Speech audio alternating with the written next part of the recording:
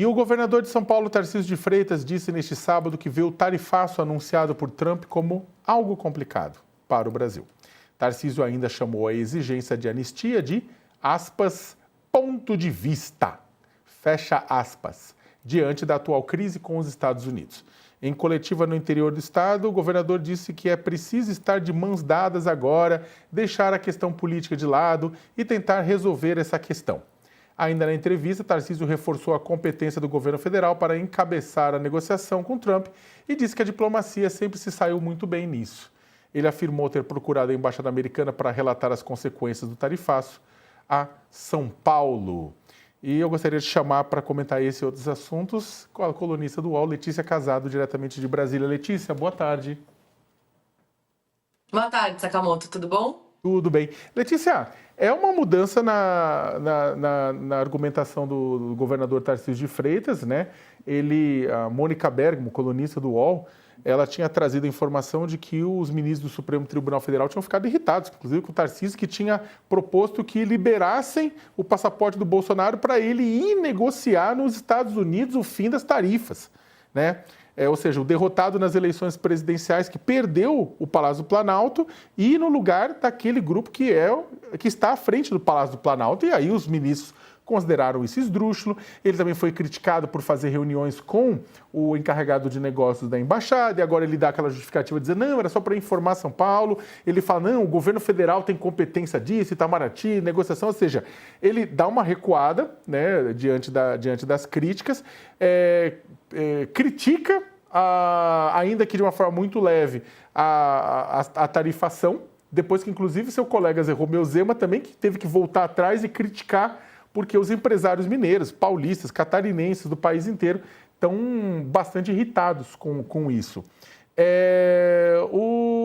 Ao mesmo tempo, e aí eu te jogo a batata quente da pergunta, porque ao mesmo tempo o governador Tarcísio de Freitas diz, não, é hora de deixar a política de lado, a ideologia de lado e ir atrás do que é melhor para o Brasil. Ora, o Trump coloca na carta dele claramente que uma das razões que ele está fazendo isso é porque Bolsonaro está sendo julgado, né? E ele mesmo quer que o julgamento pare. Como que o governador Tarcísio de Freitas, então, acha que tem que resolver isso? Como é que ele fica no meio disso, Letícia? De um lado, tentando agradar o bolsonarismo, e do outro lado, tentando que responder aos empresários. A situação do Tarcísio ela é muito complicada, porque São Paulo é o estado que mais exporta para os Estados Unidos. Quando a gente pega o mapa do Brasil, de onde saiu toda essa exportação que vai para os Estados Unidos? A maior parte saiu de São Paulo. É complicado para o Tarcísio, porque ele está tendo que lidar com o empresariado, né, com o PIB de São Paulo, que é uma galera com muito peso econômico e político, que estão cobrando, olha, vem cá, a nossa situação vai ficar um problema. Você estava colocando agora a situação de JBS, por exemplo. São empresas que fornecem matéria-prima, na maior parte, para os Estados Unidos. Bom, isso é um ponto. O que aconteceu? Ele olhou essa situação e falou, vou lá tentar resolver. Foi, assim, a leitura que eu tenho com diferentes agentes políticos, conversei já com pessoas de diferentes áreas da política, campos políticos, né, direita, esquerda, centro e tal. Ninguém achou que o Tarcísio fez um movimento correto, que foi um movimento que deu certo, foi um movimento errático. É assim que está sendo lido. Essa maneira que ele tentou resolver, que ele tentou se colocar na situação para resolver. Porque, evidentemente, não tinha como ele resolver nada. Logo, horas depois, o Trump ele está atirando tarifa para todos os lados. É uma coisa de governo a governo, enfim. Mas o Tarcísio, de fato, ele veio para cá tal, e aí ele está numa situação que está sendo colocada em xeque essa direita moderada que ele vinha tentando representar. Porque ele é associado imediatamente ao bolsonarismo, só que ele também bateu de frente com o Eduardo Bolsonaro, porque são discursos antagônicos, são discursos diferentes, para maneiras diferentes de tentar resolver essa situação, não colou a posição dele com a posição do governo federal, não conseguiu resolver nada. Ele está, assim, tentando agora, ele precisa tirar a cabeça da água para conseguir sair dessa situação, Sakamoto. Eu queria chamar também para a nossa conversa, né, o Henrique Cury, cientista político da Fundação Escola de Sociologia e Política de São Paulo. Henrique, boa tarde, seja bem-vindo. Não sei se você acompanhou, né? Estava eu e a Letícia conversando aqui um pouco sobre a situação do governador Tarcísio de Freitas, né? que está entre a cruz e a espada nesse sentido, numa situação que ele também mesmo colocou, né? O governador Tarcísio de Freitas, na posse do Trump, tacou o boné de fazer a América grande de novo, depois apoiou, disse que aquela mensagem que ele tinha postado antes do tarifaço, tipo, elogiando a pressão sobre o STF por conta do Bolsonaro, elogiando isso, e agora os desdobramentos disso tudo, né? O pessoal pediu para os Estados Unidos pressionar o Brasil e atendeu, né? Mas aí causou problemas para o estado dele. O que o Tarcísio pode fazer e o que o Tarcísio vai fazer na sua avaliação? Sakamoto, Letícia, prazer conversar com vocês aqui hoje. Olha, talvez seja a pergunta de $1 milhão, Sakamoto, mas assim, certamente não foi um movimento bem avaliado, como a Letícia já bem ponderou, né?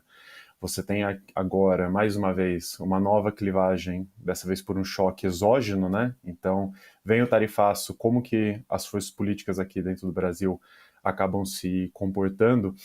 E acho que o Tarcísio é um ator muito, muito sensível nessa parte, porque de um lado tem a relação, vou quase colocar como intrapartidária, mas entre os próprios grupos políticos que ele mesmo tem apoio, principalmente ali com o Bolsonaro, para uma possível ascensão nacional, mas tem também com o próprio eleitorado do estado de São Paulo. E como esse eleitorado, né, que é o maior colégio eleitoral hoje do país, também está vendo e avaliando essa repercussão essa posição, na verdade, que o governador está tomando.